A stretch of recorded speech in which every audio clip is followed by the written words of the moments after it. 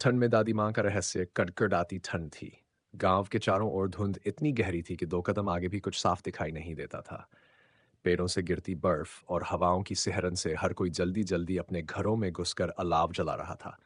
परंतु उस ठंड भरी रात में सबसे ज्यादा बेचैन थी मोहन की दादी माँ सावित्री। मोहन ने देखा कि दादी माँ अलाव के पास बैठी थी, पर बार बार दरवाजे की ओर घूर रही थी। दादी, आप बार बार बाहर क्यों देख रही हो? मोहन ने कांपते हुए पूछा। दादी ने धीमी आवाज में कहा, आज की रात बहुत अजीब है। इस ठंड में कोई आने वाला है। मोहन चौंक गया। कौन आने वाला है दादी? दादी ने बस इतना कहा जिसके कदमों की आहट बर्फ भी नहीं रोक सकती। यह सुनकर मोहन की रूह कांप गई। वह चुपचाप दादी के पास बैठ गया। परंतु तभी दरवाजे पर खट खट खट की आवाज हुई। इतनी ठंडी रात में कोई दरवाजा खटखटाए, यह सोचकर सब चौंक गए। मोहन ने डरते डरते दरवाजा खोला। सामने कोई नहीं था, बस बर्फीली हवाएं भीतर घुस आईं। देखा मोहन, दादी बुदबुदाई, वह आ चुका है। मोहन घबरा गया। कौन दादी? आप किसके बारे में बात कर रही हो?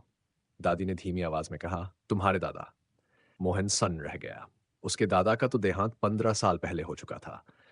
दादी की आंखों में अजीब सा तेज था। वह उठी और बिना चप्पल पहने ही बाहर बर्फ में निकल गई।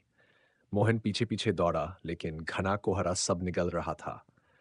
दादी पुराने पीपल के पेड़ के पास जाकर रुक गई। मोहन ने देखा वहां जमीन पर ताजे पैरां बने हुए थे, और वह भी नंगे पांव के। मोहन का गला सूख गया। दादी ने आकाश की ओर देखा और कहा, तुम आ गए, मुझे पता था। हर साल इस ठंड की पहली रात तुम मुझे मिलने आते हो। मोहन ने चारों ओर देखा, पर वहां कोई नहीं था। हवा और ठंडी हो गई थी। अचानक उसे महसूस हुआ कि जैसे किसी ने उसके कंधे पर बर्फीला हाथ रखा हो। वह चीख पड़ा, पर दादी शांत थी। डरो मत मोहन, दादी बोली, ये तुम्हारे दादा हैं। जब तक मैं जिंदा हूं वो इस ठंड में आते रहेंगे। इतना कहकर दादी ने आंखें बंद कर ली। मोहन ने हिलाकर देखा, पर दादी अब बिल्कुल शांत थीं, मानो ठंड ने उन्हें हमेशा के लिए सुला दिया हो।